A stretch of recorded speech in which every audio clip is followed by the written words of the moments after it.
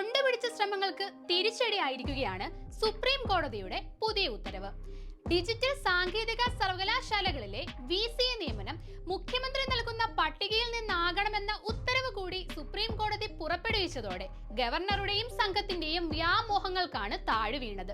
ഇല്ലാത്ത അധികാരം ഉപയോഗിച്ച് സർവകലാശാലകളുടെ നടത്തിപ്പിൽ ഇടംകോലിടാനുള്ള ചാൻസലർ കൂടിയായ ഗവർണർ രാജേന്ദ്ര ആർലേക്കറുടെ രാഷ്ട്രീയ നീക്കങ്ങൾക്ക് തിരിച്ചടിയാണ് ഉന്നത നീതിപീഠം നടത്തിയ ഈ ഇടപെടൽ.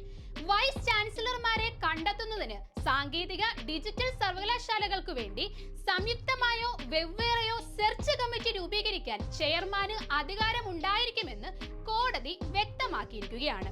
സർക്കാർ നൽകിയ 10 പേരുകളിൽ നിന്നും ഗവർണർ നൽകിയ 8 പേരുകളിൽ നിന്നും 2 പേരെ വീതം ഉൾപ്പെടുത്തി 2 ആഴ്ചക്കകം ചെയർമാൻ 5 അംഗ കമ്മിറ്റി രൂപീകരിക്കണം. ഉന്നത വിദ്യാഭ്യാസ വകുപ്പ് VCA നിയമനത്തിന് പരസ്യം നൽകണം.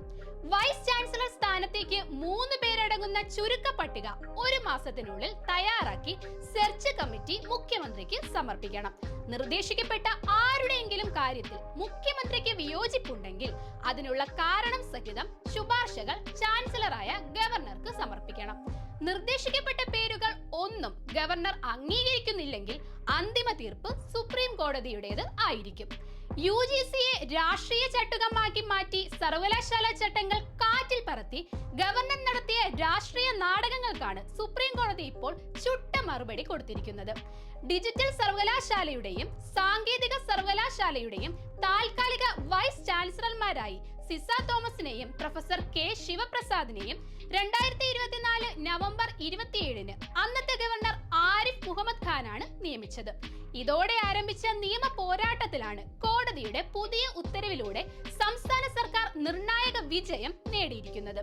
കേന്ദ്രഭരണം കൈയാളുന്ന പാർട്ടിയുടെ ഏജന്റായി ഗവർണർ പദവിയെ തരം താഴ്ത്തി ആരിഫ് മുഹമ്മദ് ഖാൻ സംസ്ഥാന സർക്കാരിനെ കരിവാരി തേക്കുന്നതിനായി ഉന്നത വിദ്യാഭ്യാസ മേഖലയിൽ നടത്തിയ ഇടപെടലുകൾക്കാണ് ഇപ്പോൾ തിരിച്ചടി നേരിട്ടിരിക്കുന്നത്. ഇപ്പോഴിതാ രാജേന്ദ്ര വിശ്വനാഥ് ആർലേക്കറും മുൻഗാമിയുടെ അതേ വഴിയിൽ സഞ്ചരിക്കുകയാണ്. എല്ലാ മേഖലയിലും മികച്ച പ്രകടനം കാഴ്ചവെക്കുന്ന സംസ്ഥാനത്തിന്റെ ഉന്നത വിദ്യാഭ്യാസ മേഖലയെ അനിശ്ചിതത്വത്തിലാക്കാൻ ഗവർണറുടെ ആലങ്കാരിക പദവിയായ ചാൻസലർ സ്ഥാനത്തെ ദുരുപയോഗം ചെയ്യുകയാണ്. ഗവർണറുടെ രാഷ്ട്രീയ നീക്കങ്ങൾക്കെതിരെ നിരന്തരം നിയമയുദ്ധം നടത്തേണ്ട ഗതികേടിലാണ് സംസ്ഥാന സർക്കാർ. സമാന്തര ഭരണ സംവിധാനമാണോ എന്ന് പോലും തോന്നിപ്പിക്കുന്ന രീതിയിലാണ് പലപ്പോഴും രാജ്ഭവന്റെ പ്രവർത്തികൾ. ലെജിസ്ലേച്ചറും എക്സിക്യൂട്ടീവും ജുഡീഷ്യറിയും അടങ്ങുന്ന ജനാധിപത്യ ഭരണ സംവിധാനത്തിന്റെ മാന്യതയ്ക്കും അന്തസ്സിനും നിരക്കുന്ന നടപടികളല്ല NDA സർക്കാരിന് കീഴിൽ കേരളത്തിലേക്ക് നിയോഗിക്കപ്പെട്ട ഗവർണർമാരുടെ ഭാഗത്തു നിന്നും ഉണ്ടായത്.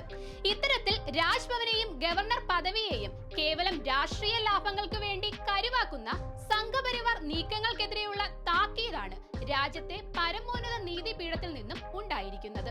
ചാൻസലർ പദവി എന്ന ചെങ്കോലിന്റെ പവറിൽ കേരളത്തിലെ വാഴ്സിറ്റികളെയും അതിലൂടെ മതേതര സമൂഹത്തെയും വരുതിയിലാക്കാമെന്നുള്ള ശ്രമത്തെ K